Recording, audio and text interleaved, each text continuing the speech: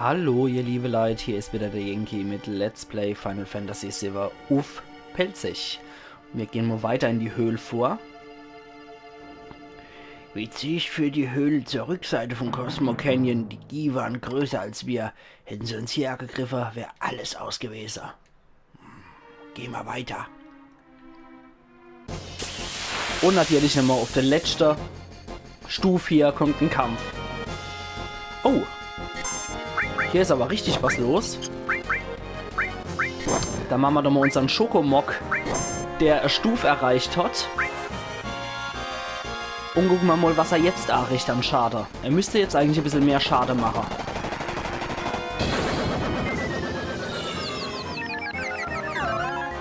Und? Ja, macht schon ein bisschen Schade. Feuer 2 machen wir einmal auf die ganze Bande hier. Aber das ist eigentlich nicht notwendig. Eine normale Attacke hätte gereicht, aber na gut. Das reicht auf jeden Fall. Sehr gut. Das hat uns 100 AP beschert und 1250 Erfahrungspunkte. Also die Gegner hier sind echt nicht von schlechten Eltern. Die geben uns ordentlich was. Okay, jetzt haben wir hier mehrere Optionen. Wir können hier rein. Wo stecken wir jetzt? Aha. Okay. Da kommen wir offenbar hier wieder raus. Okay. Da kommen wir direkt hier rein. Und landen in einem Kampf im Spinnennetz. Was ist hier? Oh. Oh. Was ist dann das? Ein Stinger. Alles klar. Dann attackieren wir doch gleich mal den Stinker. Und wir sollten uns heilen. Ja, unsere Schadenspunkte, die wir da auswählen, sind auch nicht von schlechten Eltern, muss ich sagen. Wir rauben dann mal aus. Eventuell hat er ja was Gutes für uns. Konnte nichts stehlen, aber er hat was. Dann halten wir uns mal ein bisschen zurück, bis wir was von einem Klauer gekonnt haben. Äther hat er gehabt, sehr gut. Boah, das hat aber ordentlich Schade gemacht. Du solltest dich dringend Teile klaut. Ah nee, Quatsch. Das war Mist, das war Wiederbelebung. Das war etwas zu früh. Wir attackieren das Mistvieh jetzt weiter. Boah, das zieht aber ordentlich ab.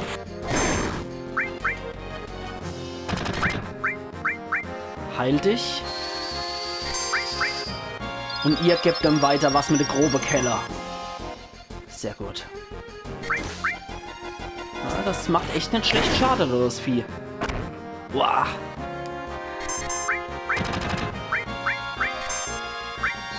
Und du machst jetzt endgültig fertig. Hau rein und machen platt.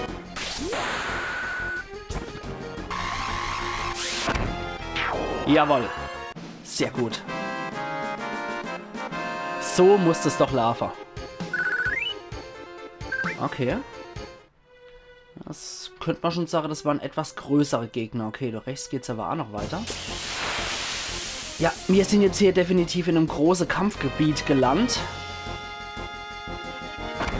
Was definitiv nicht so einfach ist. Wir machen zuerst hier den Klingestrahl und dann attackieren wir die Knaber. Und zack. Ja, das macht nicht schlecht Schade. Muss ich echt gestehen. Sehr gut, der ist kaputt. Und um den kümmern wir uns jetzt so. Ja, mach ruhig, die Minute habe ich. Das kriegen wir hier. Barret macht ja gut Schade. Die andere jetzt nicht, obwohl sie doof. Ja, aber weil sie auch nur von hinten angegriffen waren sind, machen die nicht so viel Schade. Aber es hat gelangt. Sehr gut. Na Allah. Und Cloud ist auf Level 22. Hier können wir auch ordentlich Geld machen. Also Farmer lohnt sich hier definitiv auch. Und ich steht Sarah. Das Äther brauchen wir jetzt erstmal wirklich. Okay, dann gehen wir mal durch. Kommen wir dann hier raus? Ne, das ist das Sackgasse. Und da kommen wir auch noch bei so einem Stinker raus. So. Da ist er wieder, der Stinker. Wir gehen mal mit allem drauf, was wir haben. Und machen dem Vieh Feuer unterm Hintern. So, zack. Ja, es macht schon nicht schlecht schade, das Ganze. Jetzt hauen wir alle nochmal drauf. Oh, Mann. Ja, das Vieh macht aber richtig heftig Schade.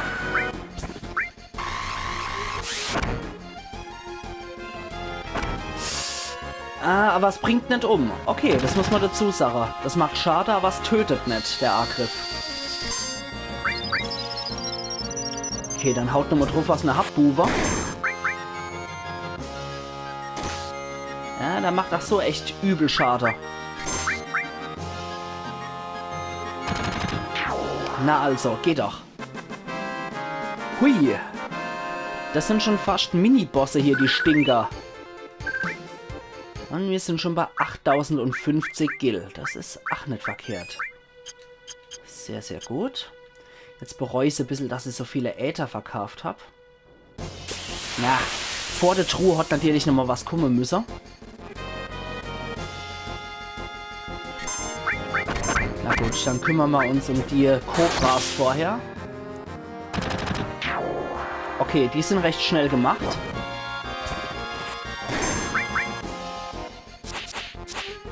Okay, das ging daneben. Sehr gut.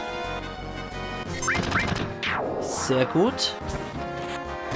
Bleibt nur noch der Schleicher hinter. Und dann machen wir jetzt auch noch fertig. Na alla, viel halten sie nicht aus und wir machen echt viel Schade. Und die geben noch ordentlich AP und Erfahrungspunkte. Das ist natürlich sehr, sehr praktisch. Und wir haben einen X-Trank gefunden. Okay, Cloud sollte sich selber heilen. Und dann gehen wir hier wieder zurück. Und wieder in der zweite von links Reihe. Und dann folgen wir mal dem Pfad hier. Bis da noch unten, damit wir da noch zu der Truhe kommen. Das geht doch ganz gut. Ja, tatsächlich. Hier kommen wir dran. Und es ist drin. Ein Elfenring. Was ist dann der Elfenring? Schützt vor Blind und Gift. Okay. Das ist ein Upgrade sozusagen zu dem Ding. Dann kriegt er der Elfenring. Sehr gut. Okay, dann klettern wir hier wieder hoch. Das war es definitiv wert, hier runter zu gehen. Und da lohnt es sich dann doch auch aufs Touchpad zu drücken, um da dann nochmal zu sehen, wo man sich derzeit befindet. Wieder ein G-Spectre. Alles klar. Okay, der Barret hat seine neue Limit-Attacke. Aber die mag ich jetzt noch nicht einsetzen, um ehrlich zu sein. Das wäre fast so eine Verschwendung. Zumal er jetzt auch sehr schnell tot ist. Aber 20 AP geben die Knabe. Das ist... Du kannst nicht meckern. Du kannst echt nicht meckern. Okay. Was haben wir hier? Oh, jede Menge Viecher. Ich mag zuerst den Barret mit seiner Granate. Das trifft nämlich alle. Der Rest, was übrig ist, das können sich die anderen jetzt wieder noch schnappen. Und zack. Nett verkehrt. Ziemlich geile Limit-Attacke, die auch alle trifft. Das war sehr schnell verdiente 100 AP und 1250 Erfahrungspunkte und 1200 Gil. Das war sehr locker cool, das Ganze. Nett verkehrt. Noch der letzte Stinker.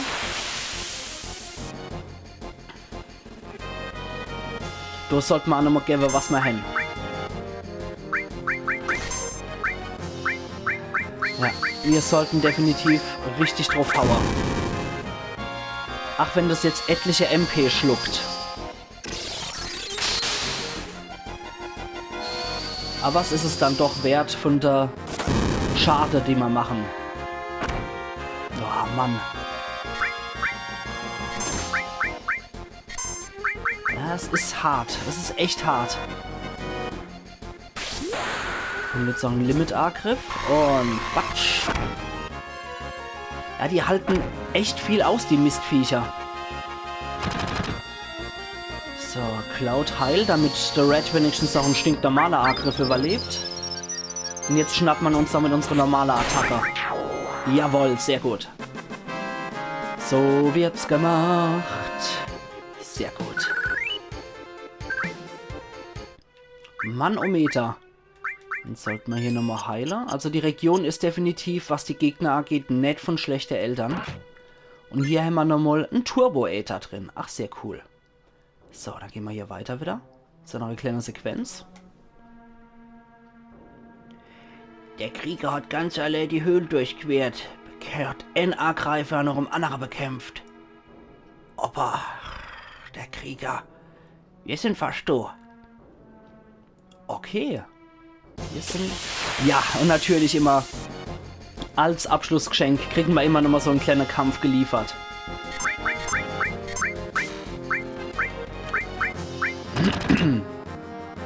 Da reichen nur 2 normale Angriffe aus.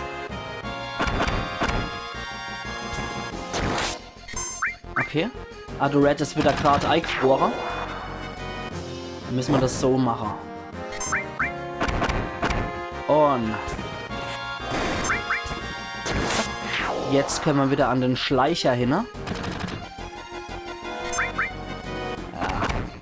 Hopred, reißen die Kehle. Oder Cloud schnetzeln so Hackfleisch. Sehr gut.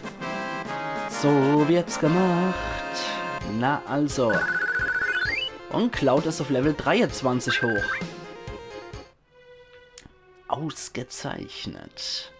Jetzt sind wir bei einer Fratze gelandet und jetzt sollte man nochmal vorsichtig sein. Und zwar sollten wir hier den Turbo-Äther, hier den Turbo-Äther und wir sollten hier nochmal den normale Äther verwenden. Jetzt ist nämlich angebrochen das Ganze. Dann sollten wir noch alle heilen. Und los geht's. Was kommt jetzt? Was ist denn das? Oh, Opa, ist er. Noch im Tod die Geister von der Gie. Wie stehen die Luft? Das ist nicht möglich. Ja, man hat es denken können, dass jetzt ein Bosskampf kommt. Der große Gie-Häuptling ist hier vor uns. Seelenfeuer und ganz hinne. Na? Ist der Gie-Attack. Okay. Wir probieren es aus. Und er hat, ach, echt keine schlechte... Okay, keine schlechte Zauber drauf. Aber er heilt mit Feuer die Kreaturen. Die Seelenfeuer. Das heißt, Ifrit wird denne definitiv nicht viel A haben können. Aber er kann auch mit Feuer 2 attackieren. Jetzt gucken wir mal, ob die Beschwörung überhaupt was bringt. Weil die Seelenfeuer, die wird's eher heiler. Aber eventuell bringt sowas beim Gie-Attack, deswegen nicht schlecht, dass der Red hier der Erste ist, der beschwört. Ja, ihm bringt's tatsächlich was, aber die Seelenflamme, die wird um den Angriff geheilt. Okay, krass, bei dem Bosskampf ist es tatsächlich so dargestellt und nicht wieder als der dicke Schokobo. Fand ich auch mal ganz interessant jetzt. Ja, das macht auch schade. Jetzt zu Barret. Das müsste bei der Seelenflamme besonders reinhauen. Okay, wir können sowieso erstmal nichts, weil wir noch in dem Beschwörungsmenü drin sind.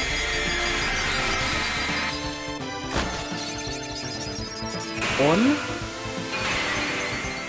ja, es macht schon bei dem Ding mehr Schade. Das ist gut. Es sollte mal den Gie-Attack attackieren. Aspil. Was ist das? Was macht das? Oh, er hat sich MP abgezwackt, der Mistkerl. Und er attackierte Red.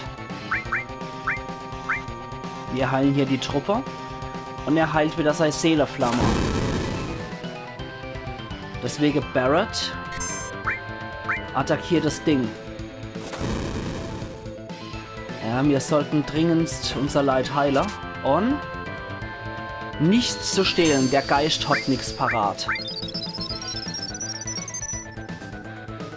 Okay.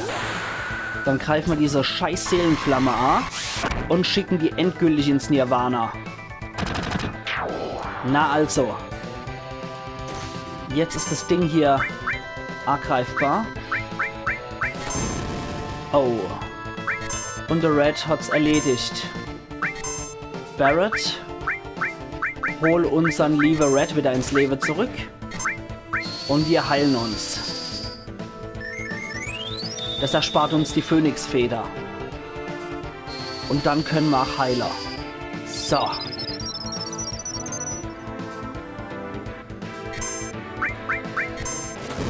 Er scheint sich sehr auf der Red fixiert zu haben. Und zack. Wahrscheinlich, weil die Kreatur ihn auch als einer von der Schützer vom Cosmo Canyon erkannt hat.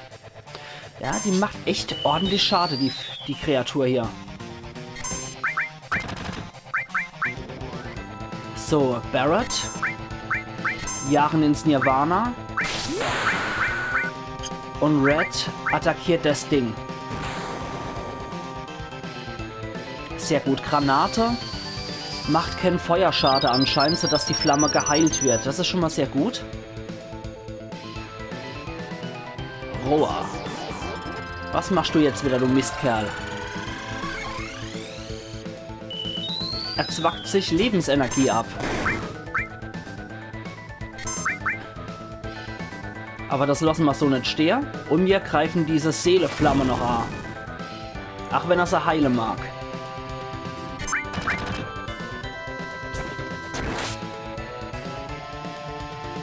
Ja, der macht echt nicht schlecht Schade, der Knaber.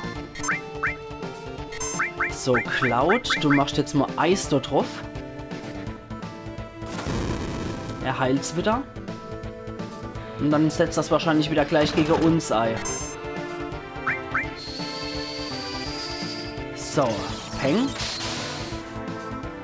Ah, okay, das hat gut Schade gemacht. Und er zwackt sich wieder Lebensenergie ab. Das mal vom Barret.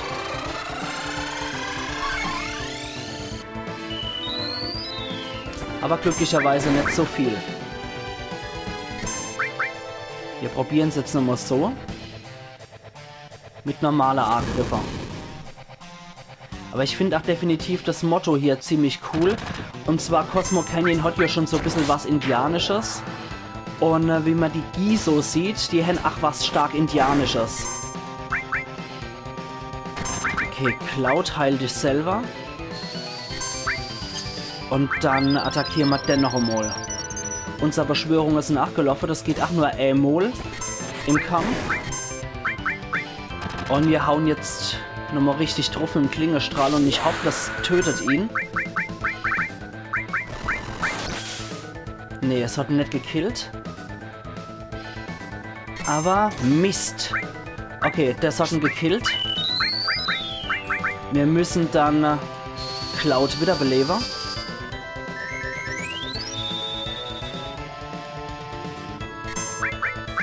In der Hoffnung, das Vieh attackiert ihn nicht. Nee, er zwackt sich nur wieder MP vom Red ab. 32, ja, das ist schon ein harter Schlag. Ah, Mann, der macht echt harte Stöße, der Kerl. Entschuldigung, wie das klingt. Der macht echt heftig Schade, der Gegner. Mit seiner Lanze macht er richtig Schade. Und hopp. Ja, warum stirbst du nicht endlich? Sehr gut, der ging daneben. Komm, jetzt stirb endlich.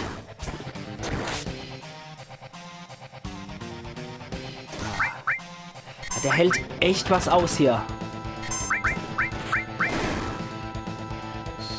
Aber wir müssen auch immer wieder heilen.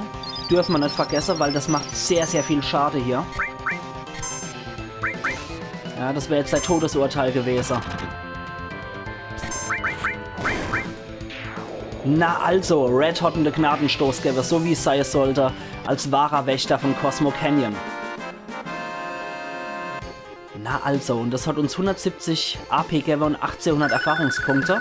Und Genesung ist eine Stufe aufgestiegen, genauso wie der Red auch eine Stufe aufgestiegen ist. Dazu kriegen wir noch der Omni-Stab und jede Menge Gil.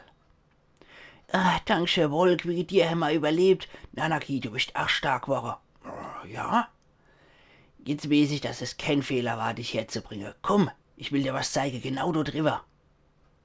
Okay, aber ich will erstmal die Materie-Eissammler. Und zwar Schwerkraft. Das ist auch eine sehr, sehr geile Materie, wie ich finde.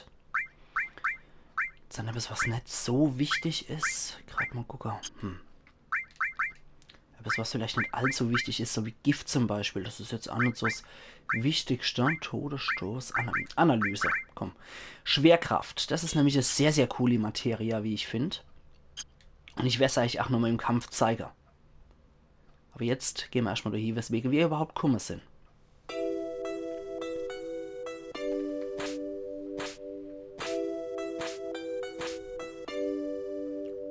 Das ist...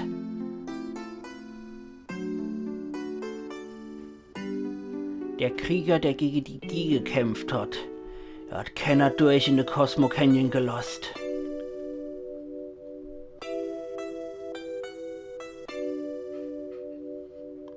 Aber er konnte nie wieder zur Stadt zurückkehren. Guck, Nanaki, guck dein Vater an, der Krieger Seto.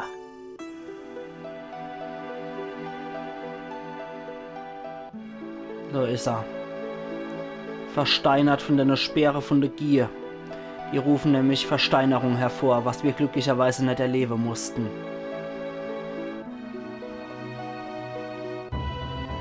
Das ist Seto.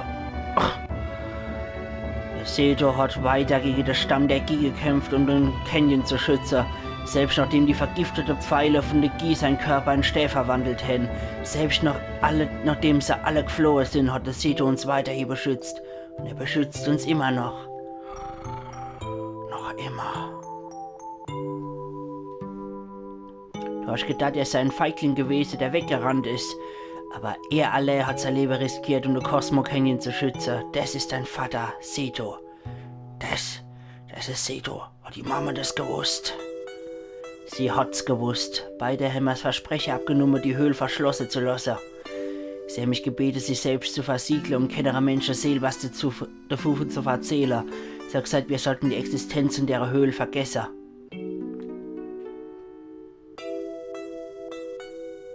Volk, könntest du uns allein lassen?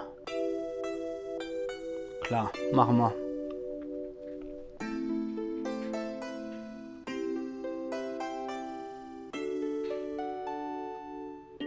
Nanaki, ich will, dass du der Reise mit der Volk und der anderen fortsetzt. Opa, hör zu, Nanaki. Die Volk hat gesagt, sie versuchen, den Planet zu retten. Im Ernst, ich glaube nicht, dass es möglich ist.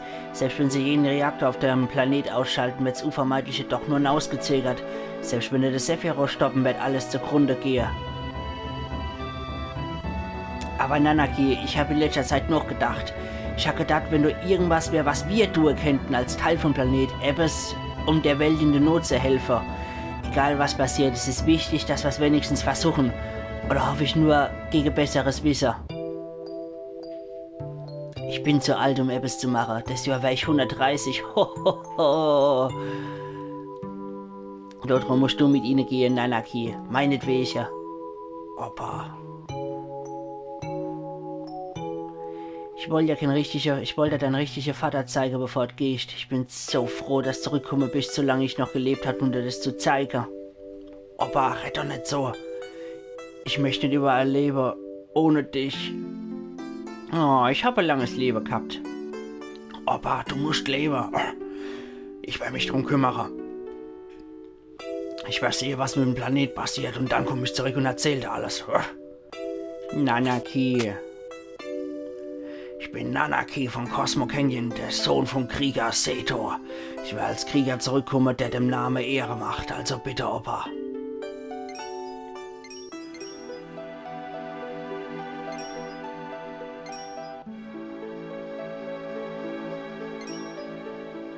Das ist Seto,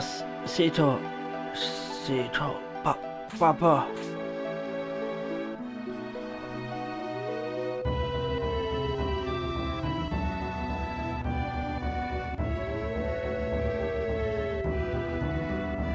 Das ist jetzt halt die Frucht, ob er noch trotz Versteinerung lebt und es mitkriegt.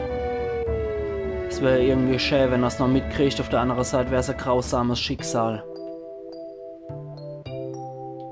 So in alle Ewigkeit versteinert zu sein.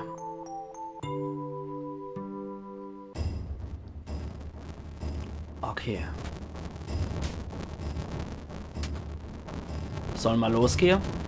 Also, das ist es. Rette 13. So spielt's Leben. Manchmal bist du ganz nützlich. Okay. Danke, Barrett. Nehmen wir jetzt nochmal die Tifa mit. Liebevoll wie eh und jede, Barrett. So. Nachdem die anderen aus dem Bildschirm sind, können wir danach wieder los. Cloud schüttelt den Kopf. Und wie schaut's aus, wenn wir abhauen? Warten auf mich, ich komm auch mit. Hm?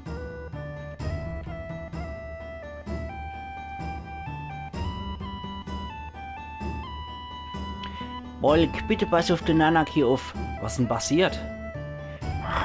Ich glaube, ich bin etwas anderes Woche. Das ist passiert. Komm zurück, wenn du bei Wissen brauchst. Klar, mach mal, alter Mann. Aber jetzt setzen wir unsere Reise fort. Und wir wechseln wieder aus. Und ihr liebe Leute, ich stehe Sarah, an der Stelle mache ich auch wieder einen Cut und die Folge ist ein bisschen länger Woche.